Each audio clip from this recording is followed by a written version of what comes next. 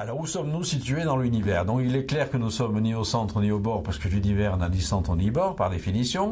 Je parle de l'univers dans son ensemble. Maintenant, si on parle de l'univers observable, par construction, on est au centre.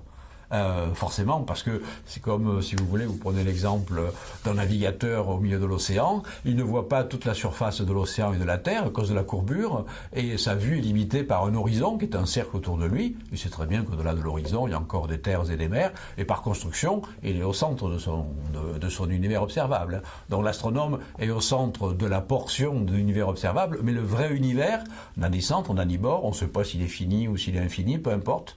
Donc, on ne se localise pas. En revanche, maintenant, il est intéressant de se localiser par rapport aux voisins. Et on connaît bien maintenant le voisinage. Donc, on sait par exemple que le Soleil occupe une position bien précise dans notre galaxie.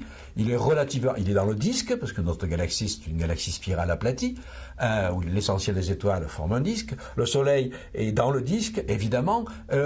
À la périphérie, à peu près à 30 000 années-lumière du centre galactique, on sait qu'il tourne autour, etc. Bien. Après, notre galaxie, elle est bien positionnée par rapport au groupe de galaxies à laquelle elle appartient.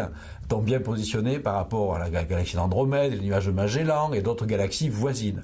Le groupe local de galaxies auquel nous appartenons est bien positionné par rapport à l'amas local de galaxies qu'on appelle Virgo. Et ainsi de suite, il y a tout un ensemble de structures comme ça qui permettent en fait de nous localiser assez bien par rapport aux voisins, mais pas par rapport à l'ensemble de l'univers observable.